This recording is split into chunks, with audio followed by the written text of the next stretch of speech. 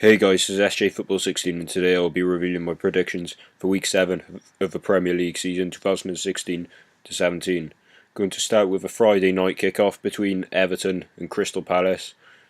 I actually think this game is going to be quite tight because both teams are playing quite well this season. So I'm going to say it's going to be 3-2 to Everton. I think it's going to be a quite high scoring game. Both teams have players that can score. So this is why I think it's going to be 3-2. And I'm going to head over to the early game kickoff on the Saturday between Swansea City and Liverpool.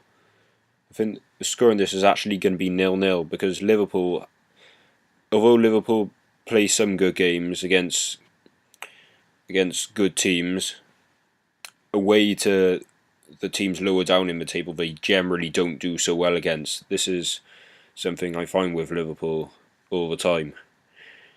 And Swansea, they sometimes pick up good results against good teams. We saw them do it against Chelsea recently when they got a point against them. And I can't see why they can't do it against Liverpool as well. So this is why I think it's going to be 0-0. Now I'm going to head over to the game between Hull City and Chelsea. You might be surprised when I say this, but I'm going to say the score is going to be 2-0 to Hull City. This is because Chelsea have not played well at all in recent weeks, and I think things could drop sooner or later. And Hull, they're playing all right this season. They had a brilliant start, but results are going downhill lately as well. And I think there are shocks that happened in the Premier League, and I think this indeed could be one of them. So this is why I'm going to say it's going to be 2-0. Now I'm going to head over to the game between Sunderland and West Bromwich Albion. I think this one is going to be quite tight as well. I think it's going to be 1-1 final score. West Brom, they're playing average this season, and Sunderland, they're bottom of the table. But West Brom ended up drawing away to Stoke, who were the bottom team last week, and I can't see things really improving from that in the next game. And Sunderland, I think they could pick up their form a bit by getting this draw against West Brom. This team is going to be a bit easier, I think, this time than the other teams they've been playing this season. So this is why I'm going to say it's going to be 1-1. Now I'm going to head over to the game between Watford and AFC Bournemouth. I think this one is going to be quite tight as well. Both teams are in a similar position, I'd say. Although Bournemouth, I think, are slightly higher at the moment. So I'm going to say the score in this one is going to be 1-1. This is because both teams are similar in terms of ability. Both teams have good managers, good players, and this scoreline will probably reflect that on Saturday. Now I'm going to head over to the game between West Ham United and Middlesbrough. West Ham have had a really bad start this season in the Premier League. Considering how they did last season, I think moving to their new stadium has had a massive impact on their season, and they're not playing as well as they should be. And Middlesbrough, they started off quite well, but then results have gone downhill lately. They have a good manager.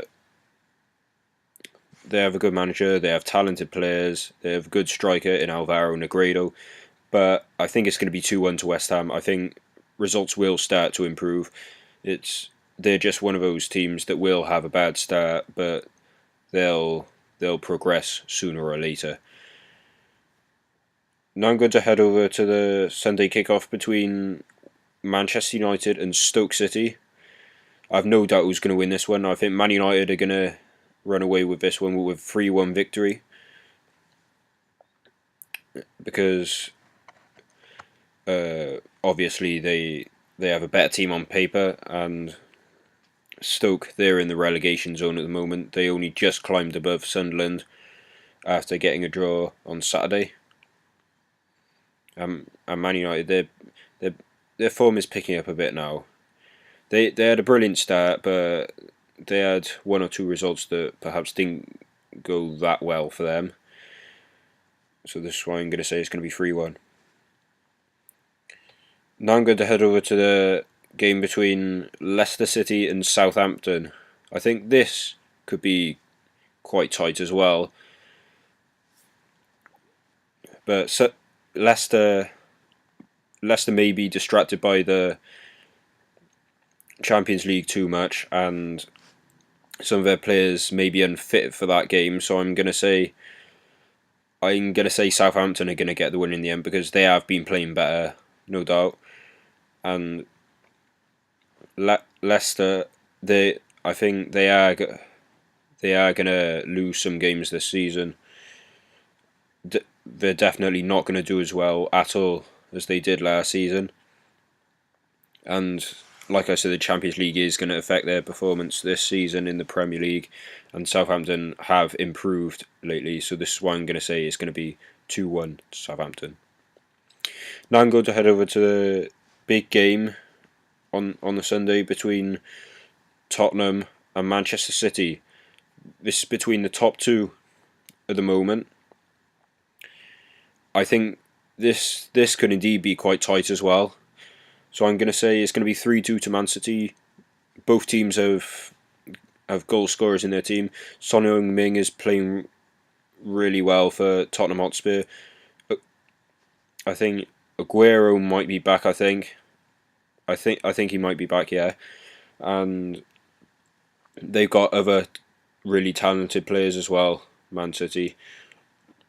So this is why I'm going to say it's going to be 3-2 to Man City. And I'm going to end this episode with a game between Burnley and Arsenal. No doubt who's going to win this one. I'm going to say it's going to be Arsenal with a 4-0 win over Burnley. Burnley, they have a good team this season. They've picked up some decent results, but against the big teams, I can't see them doing that much, in all fairness. So this is why I'm going to say it's going to be 4-0. That's all from me for today, guys. Don't forget to like this video if you haven't done so already. Don't forget to comment on any changes you think should be made. And don't forget to subscribe for more from my channel. See you guys next week.